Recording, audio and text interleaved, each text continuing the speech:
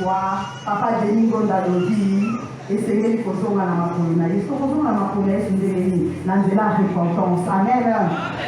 Voilà, nako meka parce que na moni na badi na moi retard, nako meka kozala moi mbangu et soki tobongisi na papa Timothée na katikati ya semaine nakozala awa na ngolu na Nzambe. Amen. Voilà, ngai ndeko na bino maman na dit soki nazaka esika oyo ezali po ete Yesu Masia azali Seigneur, non seulement Seigneur, Sauveur, non seulement Sauveur, aza tout pour moi. Amen. Nakozala na mokili oyo kaka mpona Yesu Masia. Nayebi ke oyo etikali ekopesalela ngai na nsima. Oyo alobi cherchons d'abord le royaume de Dieu et la justice de Dieu, et tout ce qui reste sera donné par des tout. Amen. Par ici pour la masolo la biso. Dans le roi Miguel, pour les salons. Amen. Voilà. Donc, dans ma solo la biso oyo, dans la zone de solo, il y a koyo par la Yesu Masia.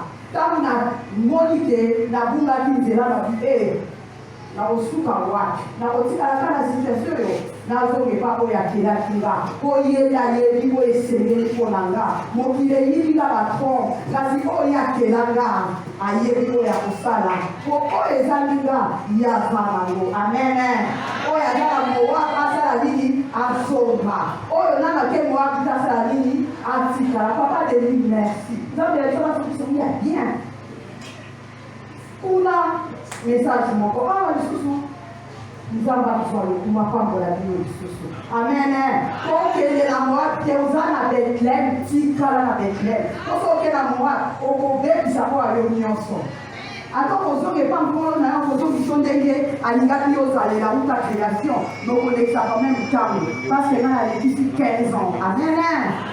nalekisi 15 ans kasi lelo nayeba nzamba makambo ya minene nabila yo Yesu nanga bomoi nanga ngolu na Yesu bomoi nanga ngolu na Yesu koya nanga kati nesiko ngolu na Yesu naza na makoki ebele te kasi ya futi liye pour la lobby me voici. Alors ndenge na ye awa ndeko nanga soki liboso zali koya ochope baba koya ochope baba oke eseleli ozwa o eseleli mpona yo ochope otakola ndenge na kaso ndelo. Amen. yango wana tozwa décision sikoyo nga nazoposer na question oyo ndenge tolobi ke moi et ma maison nous servirons l'éternel. ekomami na maloba na Josué chapitre 24 verset 15. Moi ko ta vraiment la kota na mine de kozalate ko papa déjà pesi biso. Amen. Kasi na banda ko ko kota nango papa ça je ko na to kabula awa Josué na chapitre 24 verset 15 to kota mo na ndako Josué azwaki mokali tango balongi bitumba nyonso bazongi oyo bakoti nesika oyo nzambe abongisaki mpona bango esengelaki sikoyo bazwa décision ye azwaki décision mpona libota na ye kasi atunaki libota na Israele mosusu bino bokongi kosalela nani pamba te ngai na ndako nanga kosalela Nzambe. Donc soki nakoki kopesa résumé ezali bongo na Josué 24 verset 15. Amen. Alors ngai awa na koti na sans sa famille tozokende te na sans sa famille po tolukaka bana po tofonde famille. Amen. Josué alobaki ye na ndako na ye ye na libota na ye yo mpe lelo kozwa décision mpo na yo na ndako na yo osala nini osalela Nzambe epo ete bokoma na niveau wana esengeli botongana lepa Nzambe na boyeba ye aza nani. Amen. mpo na nini pamba te pour que société oyo toza kofanda bamboka oyo toza kofanda nango banation oyo Nzambe apesa biso mpo ezala pour constituer une société esengeli libota ezala soki mama aboti te papa aboti te mokili ekotonda ndenge nini botala sikoyo esika oyo saka na ye kosala kosala alobi mpona bebisa esengeli na kota na libota. Papa Denis a fait ici ma bosse. Ok, ma décision, oyo, bourgeois. Dino ma bosse. Femme quand il a libota Nzambe abongisi oyo esengeli mpo na libota na ye libota bana na ye mpo na peuple na ye mpe kati na libota nde satana mpe aye kosala nini aye kovote comme un homme vigissant mpo asali abebisa ndenge etali kobebisa libota na nga mpo ye satana akanaki ete na bomoi na nga nazala mama te yango ayaki kobebisa libota yango ayaki kobebisa kobota na ngai na nzela ya kobota ngai nde na mpe koloba nde tokosala nini tokoconstruire société nde tokoconstruire nation nde tokoconstruire mpe na nzela wana nde kaka nazoya ekebisa abebisi fécondité oyo nzambe alobi na ngai na yo soyez féconds multipliez-vous remplissez la terre et assujettissez-la satana ya lobi yo baspirituel yo zasperi, est-ce que yo comment zasperi? Nana zasperi là. Ngana egelo koko, malobala nzambe lobi comme Israël, il n'y aura ni femme stérile, ni celle qui avortera. Amen. Alors, essayez Yolenge Ngai a bénéficié la Genèse 1, verset 26, qui nous a verset 28, donc autant malanda nous a Genèse chapitre 1, verset 26, qui nous a 28, Zamba le dit à Bisso, soyez féconds, multipliez-vous, remplissez la terre et assujettissez-la. Essayez yo bénéficier. Vous voyez bien, stérilité dans le côté on a le l'air de bota, et si pas la stérilité au bota, et il m'a pas stérilité à ma caméra. Pour quand il a eu au moins la suite pour ça, il y a au vivre resté. Au moins la suite pour ça, il y a l'autre mot, il y a fait un mot exact. On a mis dans le show là, on a mis dans la question du sac, on l'a dit au propre. Un peu de télévision, on dit dans le petit du salade pour avoir le show là-bas. Et ça, c'est l'idée. Quand tu es dans le salade, pas, et quand tu es dans le chômage, amen. Yangona, soye baleno, tango, ozangi kobota, ozanga kobota wana, ekomelo pe sécheresse na makambo, nyonso ya dina yo, amen. Yangona, galelo, na ozaki question na nani oyo, aza stérile. Nake na soutien na diswa liboso, donc elle est vraiment mal. Nake na soutien na diswa liboso, na kotuna, katu, couple, en toute la zone. Katu, couple, voilà d'une manière générale. Si on a couple oyo, qui nous le bazar là-bas, la terre, tout le monde. Quand tu couples en attente d'avoir d'enfants ou des parents. Ozana nini, yo couple oyo, voici la mobile, oyo qui nous le besoin pour cela, pour obota, bozana nini. Bozana nini. Quelle que soit la réponse pour vous faire ça, là, la ménée du Dieu sur ma fille. Amen. Donc, ok, dans ma loi, nous avons acte 3, dans verset 1er, si na verset 8. Kuna, na kosenga, na moko, ya batani na mzambe, utanga kuna liso. Na kumbo na ici.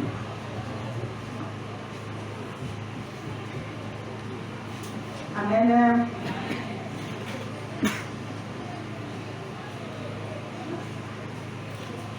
Actes des Apôtres, chapitre 3, verset 1 jusqu'au 8e verset. Acte 3, chapitre 1, 8e verset. Pierre et Jean montaient ensemble au temple à l'heure de la prière. C'était la 9e heure. Il y avait un homme boité de naissance qu'on portait et qu'on plaçait tous les jours à la porte du temple appelé la Belle, pour qu'il demandât l'aumône à ceux qui entraient dans les temples. Cet homme voya Pierre et Jean qui allaient entrer, leur demandant l'aumône.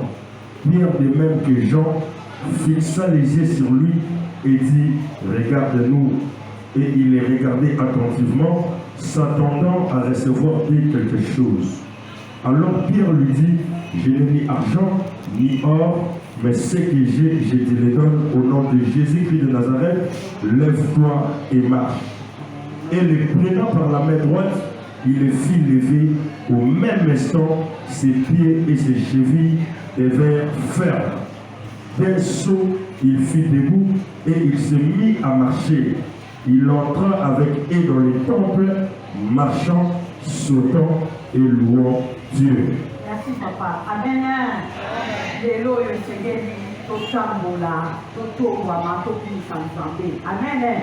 Tokosala yango kaka ntango koprendre conscience que Yesu Masiya oyo vit décision akoma Seigneur mpe akoma sauveur na yo azali deja kati na yo azaka kati na biso soki openza opesi bomoi na yo ndenge esengeli opesi ye motema na yo oyo yo nyonso ekomi ya ye okotambola lelo okosote na esengo mpo okotambola nzambe wana mpo lelo ngai natamboli nasotaka naye pasoni na nani bato wana oyoka soni ntango nalelaki basungaki ngai te yango wana ntango nakobinela Yesu ntango nakoyembela ye natalaka boshvat te natalaka oyo aza kati na nga amen esengeli kokoma na nivo wana ndenge mpe akomelela yo plus que biso nyonso amen Pierre na Jean bazalaki na mbongo te bazalaki na or te bazalaki na diamant te bazalaki kaka na Yesu Masiya amen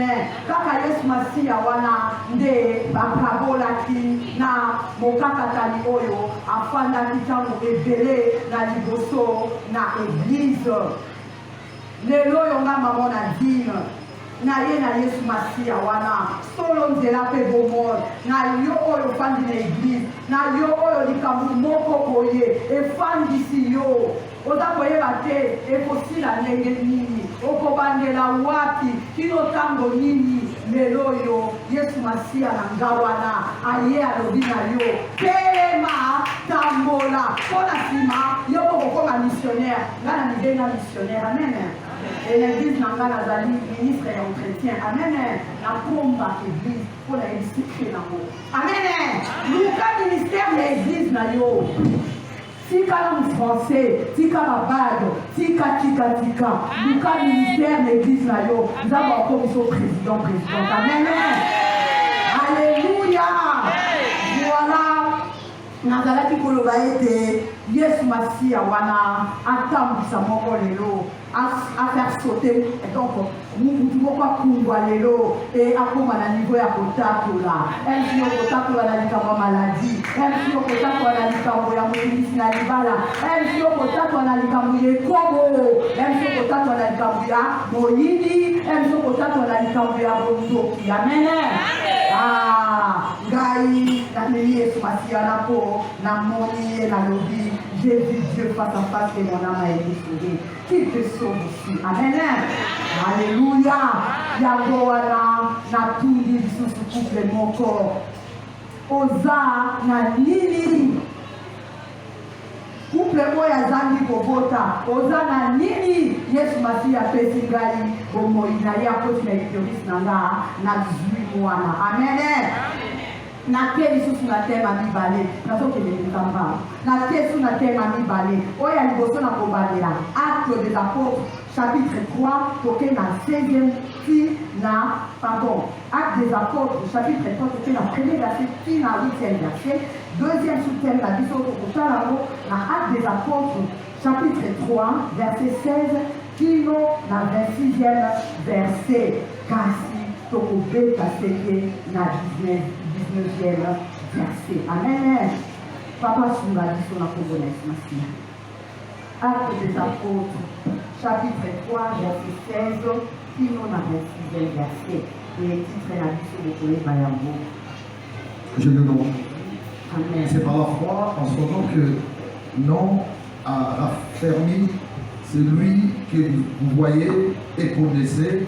C'est la foi en lui qui a donné à cet homme cette entière guérison en présence de vous tous.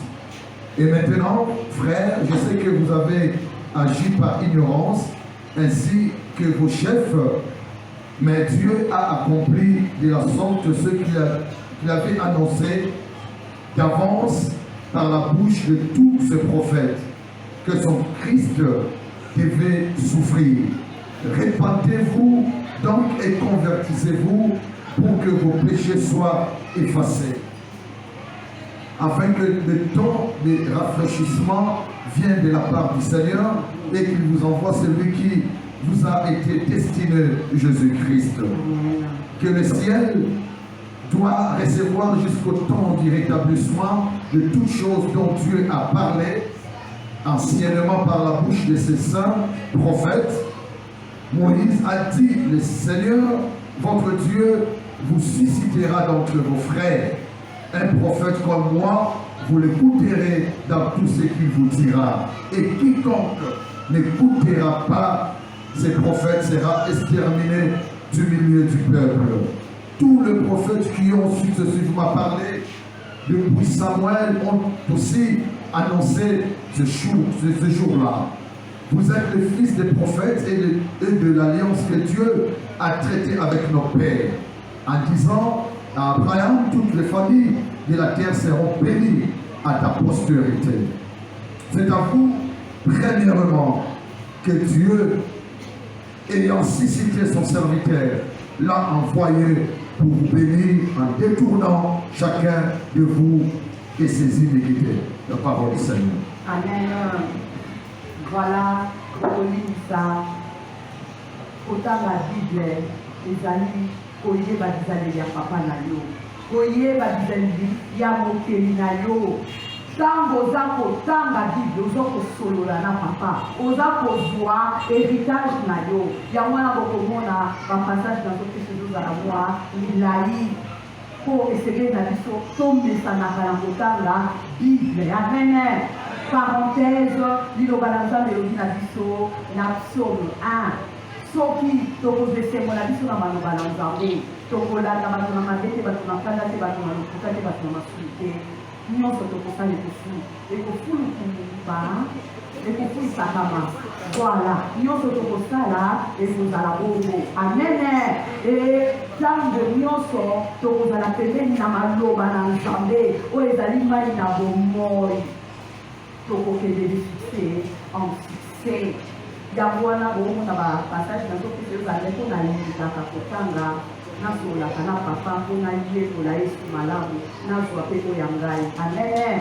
Donc kokomona na nyonso totali nalobaki tokobeta sete na verset 19. Ezali Actes des Apôtres chapitre 3 tobandi na 16 kino na 26e. Na 19e verset bazoloba na biso na tinako se repentir, la repentance. Message na déjà la repentance. Po yozwa décision esengeli ozala na kondima, po ozala na kondima esengeli oyeba Yesu Masiya azali nani, nani kaka nani te, nani mpo na yo, po okomisa ye Nzambe ya libota na yo esengeli yo moko yekola, esengeli yo moko yokana na ye. Okoyokana na ye soki okokende koyiba, okoyokana na ye na Moabe te, okoyokana na ye na Bethlehem. Amen. Yango wana na nzela repentance na yebaki ni esengelaki na sala, ni se fongwamaki mato efongwamaki, na banga lisusu te, na lela lisusu te, na ndengalenga lisusu te. Amen. Po sikoyo wana ntango nayebi Yesu na ngai, Yesu na ngai sikoyo atalisi nga nani nazali, yo oza nani? Est-ce que l'identité na yo à suivre? Tozongi na oyo za ba permettre to bobisa to kabula na mokolo na lelo. Donc balobi na biso to ete to bénéficier na oyo Yesu Masiya Nzambe na bomoi atikaki nkembo na ye azali Nzambe, atiki nkembo na ye na likolo akiti awa na se abengami lisumu, abengami moto alokuta, abengami moto na ekobo po yo mpe mama mwana na Nzambe, po yo ozongela relation, ozongela communion avec le Père.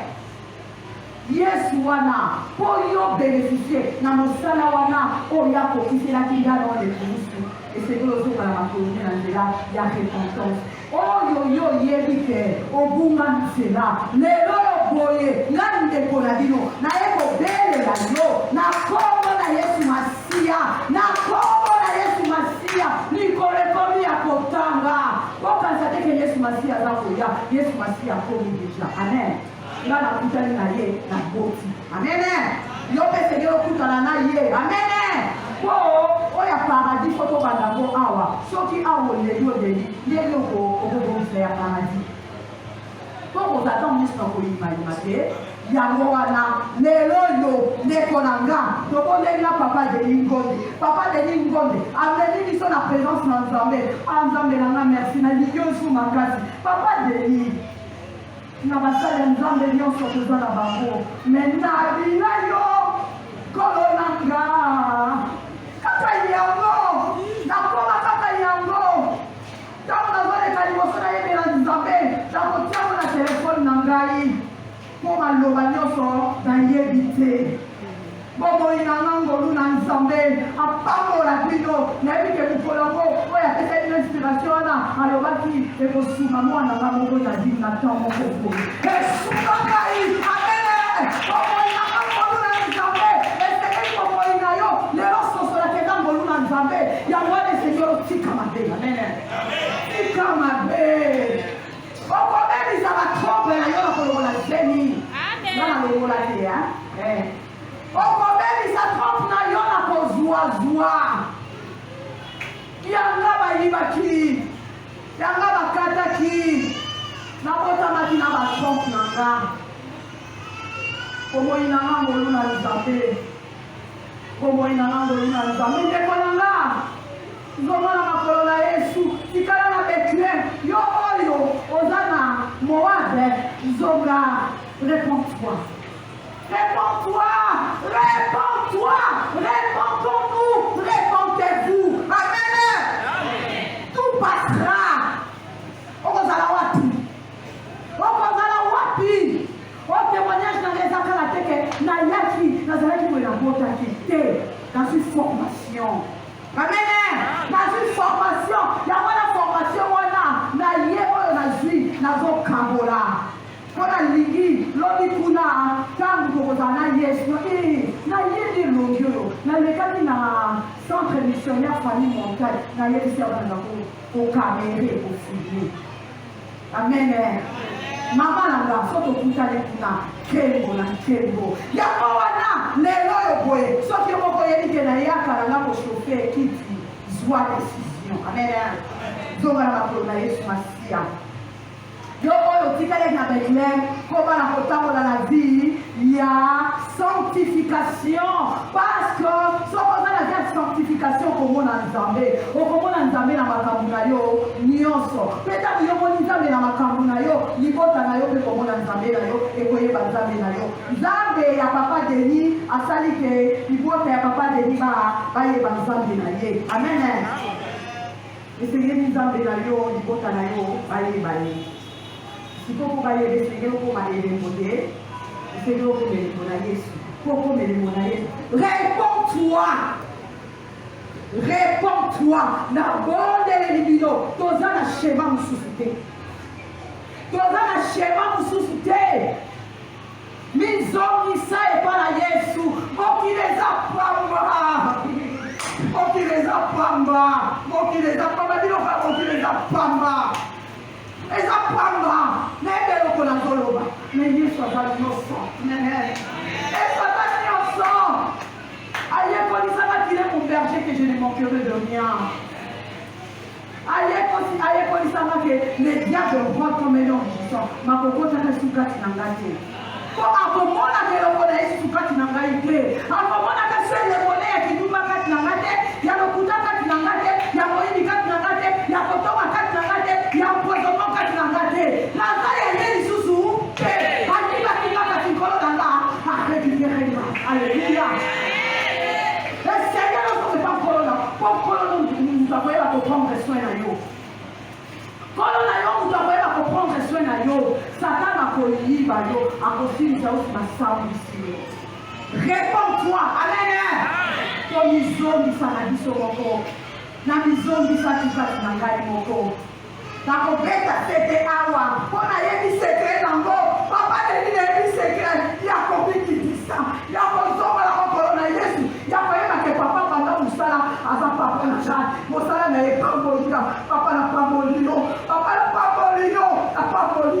mama mwana ebelo ke papa nano na posa na bio amen papa alléluia na yebi secret ya repentance omimoni papa ozate amen kasi Yesu ndaza aza na nyonso fukama liboso na Yesu kotango yo kofukama lole kofungwama oyibaki na yibaki oyamboli mpe tika zwa mokano ya koyokanela ye tambola na vie ya sanctification okomona makambo ya trésor. Amen. Okoloba l'Éternel nous a vu de trouver. Okoloba celui qui s'est mis sur la vie du très haut répond dans sa langue de tout ça. Okoyeba ba passage wana kaka oyo ya yo wana. Poza sur na nzambe wana. Oyebi nini bozo solola. Amen. Oyebi nini bozo kosolola na ye. Ata bakoloba libano bakoloba kasi yo oyebi nani oyo zali kosola nzambe. Nzambe wana nani za okona yo. Okoninga na zito bibaloba na yebi. Amen. Dis la sanctification. Dis la sanctification qui m'a pas sourd. Dis la sanctification qui m'a pas kotonga. Amen. Dis la sanctification qui m'a pas kindouba. Dis la sanctification qui m'a pas kindoki. Dis la sanctification qui m'a pas Galates 5, 16 à 20. Amen. Les jougs. Oh, les hommes, c'est la jougue ya mokidote. Okobima kunki. Bandeko nanga masumu eza kilo masumu elumisaka nana ajila papa timote so yebo kolia nana ajila mama nanga ye wana nana ajila kopesi na ajila ndo akomba nanga ajila nana ajila mama kopesi na ajila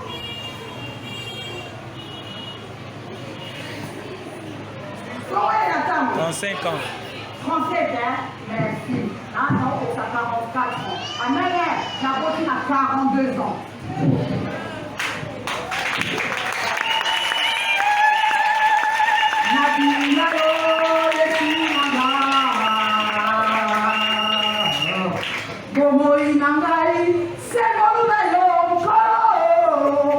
Papa maloba miso na yeba te. Yo te okufela tinga na gologota.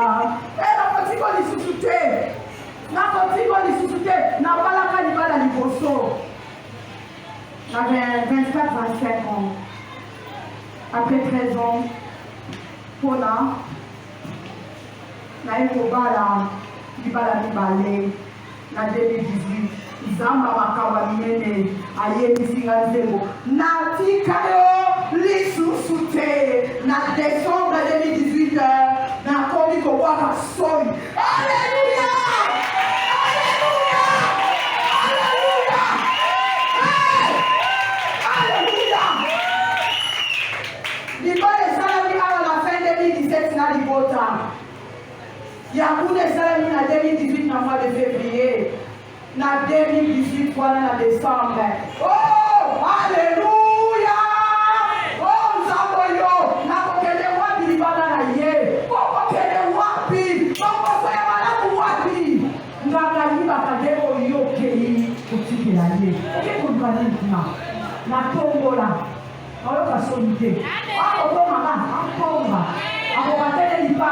Lipano. Amen. Na tomola ya kimbanseke na yebi ya kumu na yebi ya sembao na yebi ya bazadi na yebi Nzambe est-ce que bon vous les avez qu'est-ce ça va moïté moi me pèse ça va moïté ça na ba mal lia biloko wana papa balia kasi bazaya kokisa balia biloko wana papa lobaki eza mudongo teza liwa Mbawe pesa kero kote. Mokile pesa kate libaka. Kasi Yesu apesa bazongi saka. Arestoraka. Aresitaka. Alléluia. Oh, il m'a rajeuné comme l'aigle. Il m'a donné la force du buffle et l'agilité des gazelles. Nalori Seigneur. Nakole na télévision supona lobate. De notre télévision là. Nakotako la yo. Papa Denis. Nazana posta na yo. Papa Timothée. Koba hein? Oh! Comme vous savez, ça vous l'est. La moisson est grande. La moisson elle est grande. Mais comme à la niveau na zongeli, réponds-toi. Zonga la pakola mokeli na yo. Côté culpabilisé parce que au sala qui m'avait, parce que dans la qui m'a dit à Galate 5, verset 16, qui nous l'a fait. Yo doba, dans le lieu où elle parle, qui l'a, il y a le lieu à Évi, où il y a pour ça la Ponanga. Galate 5, verset 16, qui nous l'a fait, les autres réalités sur deux de la chair. Amen. L'idolâtrie, l'impudicité, la cupidité, pour ça l'embauche. Et pour ça l'embauche, comment on va la faire? Pour ça l'embauche, n'oubliez pas coronavirus. Il est notre berger, nous ne manquerons de rien. Journalier, comme à télé, Seigneur, il y a beaucoup qui pour la planète, parce qu'on le dit, Dieu nous formule pour des clés et des bonheurs. Et donc, on va télé, ça, la citadine. Amen. Amen. Ah. Donc, oh, et ça, le maman Nicolona, Yesu da Komakiamo.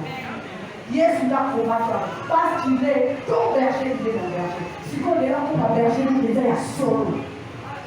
Ah, pour ma berger, il est à solo. Na limite, il est là pour compliment. Awa, lobby, kuna, il est sérieux au matawa. Amen. Na mena banquette, on met banquette. Amen. L'homme est Seigneur Matakawa, on le rappelle que la maman a dit. Alléluia! Alléluia! Oui, les seigneurs comme la force du plus, l'agilité des gazelles, en train comme aide. Amen! Alléluia! Nous dans la moyauté, mais quand on a parlé sur nos bébés, avec nous, la prise à la terre, pour y soit la taille, nyonso, pour qu'on a niveau là, réponds-toi! Réponds-toi! Il y a mon émissaire dans la lecture en 2017. Amen. Dans la lecture en de repentance. Dans la question de la tina, il y a pour ébattre, nous tous nous sommes dans ma vie.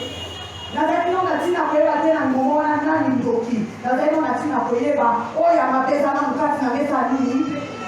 Quand on dit, nous avons le vocabulaire, on a un niveau, il y a un doki. Amen. Amen. Il faut y avoir l'identité là haut.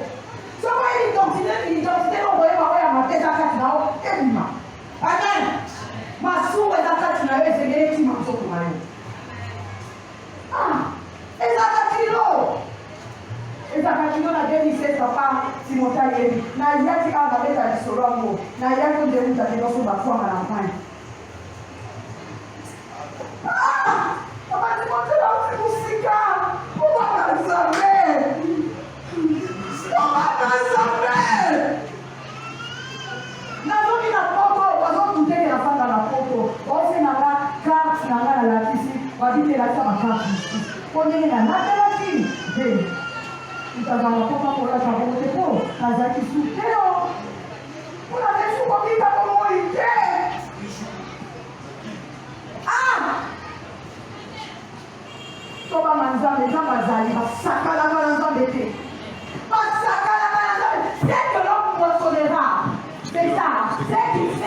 C'est ce qui va nous moissonner. Papa l'oblige. Ruth, la Ruth aime papa. Ah, Kadisa dit que Yesu Masi ensemble, la policier Maha. Naomi, Ruth n'est au kilo. Et ça dit Zambété. Naomi t'aime ta comme ça dit Naomi, Bololo. Ezali Olowa, Namboka Lelaka, on a repéré la désert. Pour presser ya, nini. Kana no yoka ne yake. Soko yoka ne yoko ne suka otia lokolo. Pour yewa zali, winda la wakolo mo ako précédé, c'est Jésus-Christ. Amen. Amen. Oh, 2016 wana kama na yaki. Mama nanga na obeye nesi mama nanga Kinshasa na dit. Ma bibi nanga Kinshasa. Bega à l'époque, frère Timothée, avec la montagne de Matadiba, la Mufanda, et si tu as pas pour la yéli de la comati. Pour ça, mon kiri, est-ce que les amants, est-ce que la diva la photo, c'est. Na traitement, il y a un médecin, na traitement, on a fait ça. Là, on a internet, on a besoin de ça. On a les locaux. eloko oyo nakosenga ya papa Timothée nzela soki olingi koyeba mwa histoire nango moke okotala na chaîne na ngai ya YouTube eza bik oyo tozwelaka batonga mpona kobota napesaka infirmière réponse nalobi nakozwa susu seringue oyo otelaki nango na ndako poso na nzela oyebi koloba ete nakozwa chef na traitement soki eza mbelanga salite etikala nango torekupera mwana epase ntongo toke kolakisa mwana mpe okoyoka ndenge infirmière atémoigné mpo nzambe apesaka recommandation na simba médecin avant simba nga pourquoi parce que yesu na nga oyo aza kati na mafala kota kati na médecin amen nga natemuka mwana epa médecin te nga naza na mwana amen nalati ye na molimo mpo mosuni esenge esangana na mayele ya bamédecin oyo nzambe akoli mpo na nga amen po na mboka nafandaka na koke suki kozwa traitement te me nzambe atinga te na mboka mosusu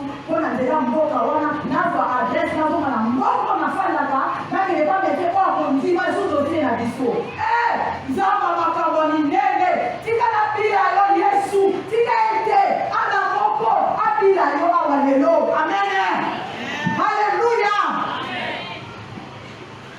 po tokoma na niveau wana repentons na kobeta seki mpona esikre nango fale naniyeba natika mabe desizio liboso nazalaki bamama bokolimisanga soki nayoki bimosoni yesu akobwama na nga tolandi bapapa bolimisanga botika naloba po esengeli libota moko ebika lelo amen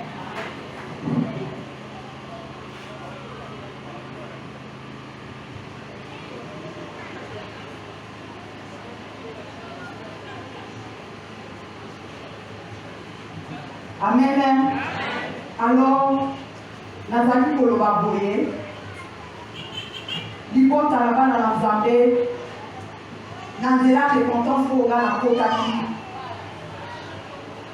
nazwaki décision mpo esengeli naza décision mobali na nga oyo abali nga lelo na momo wana abalaki nga te nalobaki ngai nai tokosala lisusu nzoto amen ngane tokozala na lisusu nzoto kino toko mpo nazoluka loboko na nzambe lokola oluka loboko na nzambe esengeli nasala oyo ya lingi oyo eza ya ye te nasala nini natika amen oyo eza ya nzambe te esengeli natikaki ekobo natikaki ekobo nakontinuaki na nzela ya repentance wana nzambe afongola miso ntango bandi koloba na ngai nde nakomi kosusola pese te ye moko alelesika polisinga yango komiso kotalisanga bayina libanda etango atalisinga bayina libanda bandeko na nga ezalaki te mpona yina bango ezalaki mpona bondela na ntina na bango po alingi moto na maba kosala mabe balakisi oyo okoki kosobise te eske obongani bondela na mpona ye mpe luka porte oyo efongwamaki mpo ya kota epana esala nini ekangama po sokoki egrande eloko adi porte eloko ya kolesa kolinonga amen kolimisa kobondela mpo na molimi na yo koluka malamu na moto aza koluka mabe mpo na yo efutaka bien kobondela na ndeko mpo na ndeko oyo ete aza na mpasi wana lokola yo nano osiliyano te na oza kobondela mpo na ye oza kolona yango ntango ekoya ekozala que c'est la bénédiction de l'éternel en tout et qui nous a fait suivre le camp chacun amen repentance vie ya sanctification lelo nazali maman et nakomi missionnaire naza koaccompagne mosali na nzambe naboti mwana nyonso te naboti mosali na nzambe po aza déjà consacré mosali kumu seigneur soki opesi ngai akozala ya yo mpo na libela naza kaka mare porteuse mpo naza komerite sikobengama maman te amen mema mosali na nzambe koma na niveau ya komema mosali na nzambe koma na niveau ya koyokamela nzambe koma na niveau ya kotika ya pambapamba ya kolobaka liboso nzambe amen nazaka na rete parce que temps ezali ekokati moto yinga batanga kate akoyiba tata mona na nzambe te mosali na nzambe amen mais dans le dit, ça va s'il vous plaît. Oui, mais on va ça moi, papa. On va ça moi, on continue, j'ai dit. Hein? Donc, la deuxième sous-thème, la biso, ezalaki, oza na nini. Oza na nini. Soki oza na masumu, vis de toi. Vis de toi. Bimisa, tika ya pepele. Pour soki ozali masumu yeso kofanda, wapie. Okobenga ye Seigneur et Sauveur ndenge nini. Vis de toi. Et toi qui es vide, la zone qui sous la dioso, sois maintenant rempli. Sois rempli de Jésus-Christ. Amen. Voilà. Nangolu Nzambe. Merci. Merci. Assez plutôt que merci. Voilà. Donc, il y aura le comité parce qu'on continue à vivre avec repentance. Aux autres qu'on a vu la sanctification, soit maintenant rempli de la parole de Dieu. Fais de l'éternel tes délices. Amen. Et quand tu fais de lui tes délices, il te donnera fait dans ton cœur. Amen. Il te donnera fait dans ton cœur désir. N'a pas vu maman à 42 ans. Amen. Alléluia. Rien n'est impossible à Dieu. Mariage, février 2018, 2018 décembre. C'est comme si ta jeune fille à 18 ans aussi, madame, on s'en allait.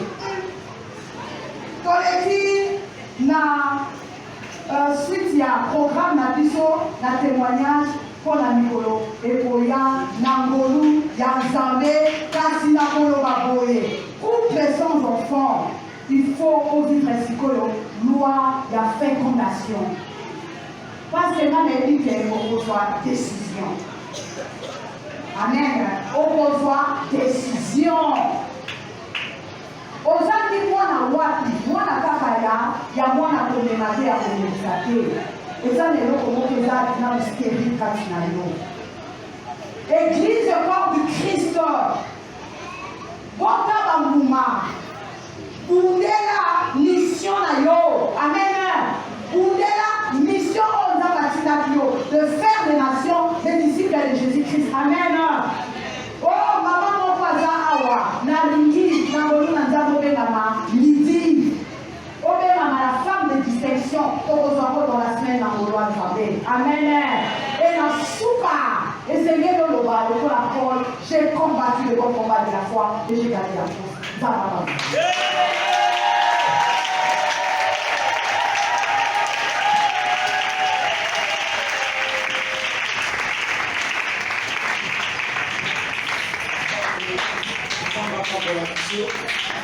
Oui, les Bonangai, pour essayer à la moko à Botawa. Lokola, na Zouakina, Maloba na papa, na Silve Maloba na papa Awa. Amen. Na Congo la Yesu Masia au Amen. Amen. Alléluia.